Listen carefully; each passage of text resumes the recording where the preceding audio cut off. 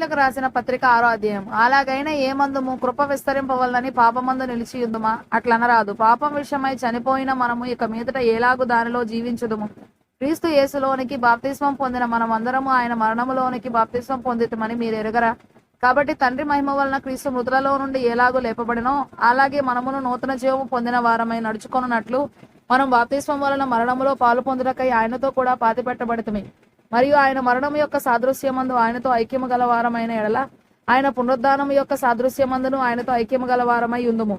ఏమనగా మనం ఇకను పాపమునకు దాసులము కాకుండాటకు పాప శరీరము నిరర్ధకమగునట్లు మన ప్రాచీన స్వభావం మూల భాషలో ప్రాచీన పురుషుడు ఆయనతో కూడా సిలువ వేయబడనని ఎరుగుదుము. చనిపోయిన వాడు పాప విముక్తుడని తీర్పు పొంది ఉన్నాడు. మనము క్రీస్తుతో కూడా చనిపోయిన ఎడల మృతులలో నుండి లేచిన క్రీస్తు ఇకను చనిపోడనియు మరణమునకు ఇకను ఆయన మీద ప్రభుత్వము లేదని ఎరిగి ఆయనతో కూడా జీవించుదుమని నమ్ముచున్నాము. ఏలయనగా ఆయన చనిపోవట చూడగా పాపం విషయమై ఒక్కమారే చనిపోయాను గాని ఆయన జీవించుట చూడక దేవుని విషయమై జీవించుచున్నాడు. అటువలే మీరును పాపం విషయమై మృతులుగాను దేవుని విషయమై క్రీస్తు యేసునందు సజీవులుగాను మిమ్మల్ని మీరే ఎంచుకొనుడి.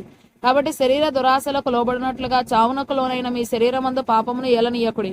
మరియు మీ అవయవములను దుర్నీతి సాధనములుగా లేక ఆయుధములుగా పాపమునకు అప్పగింపకుడి. అయితే మృతులలో నుండి సజీవులం అనుకొని మిమ్మల్ని మీరే దేవునికి అప్పగించుకొనుడి. మీ అవయవములను నీతి సాధనములుగా దేవునికి అప్పగించుడి.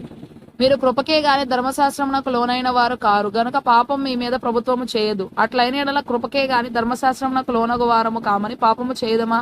అది ఎన్నటికి కూడదు. లోబటకు దేనికి మిమ్మల్ని మీరు దాసులుగా అప్పగించుకొందరో అది చావు నిమిత్తం పాపమునకే గాని నీతి నిమిత్తముగా విధేయతకే గాని దేనికి మీరు లోబడదురో దానికే దాసులవుదురని మీరు ఎరుగరా? మీరు పాపమునకు దాసులై ఉంటిరి గాని ఏ ఉపదేశ క్రమమునకు మీరు అప్పగింపబడితిరో దానికి హృదయపూర్వకముగా లోబడిన వారై పాపము నుండి విమోచింపబడి నీతికి దాసులైతిరి. ఇందుకు దేవునికి స్తోత్రము. మీ శరీర బలహీనతను బట్టి మనుష్య రీతిగా మాట్లాడుచున్నాను. ఏమనగా అక్రమము చేయుటకై అపవిత్రతకును అక్రమమునకును మీ అవయవములను దాసులుగా ఎలాగో అప్పగించితిరో అలాగే పరిశుద్ధత కలుగుటకై ఇప్పుడు మీ అవయవములను నీతికి దాసులుగా అప్పగించుడి.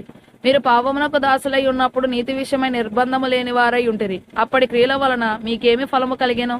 వాటిని గురించి మీరు ఇప్పుడు సిగ్గుపడుచున్నారు కారా? వాటి అంతము మరణమే. అయినను ఇప్పుడు పాపము నుండి విమోచింపబడి దేవునికి దాసులైనందున పరిశుద్ధత కలుగుటయే మీకు ఫలము, దాని అంతము నిత్య జీవము. ఏలయనగా పాపం వలన వచ్చే జీతం మరణము, అయితే దేవుని కృపావరము మన ప్రభువైన క్రీస్తు యేసునందు నిత్య జీవము.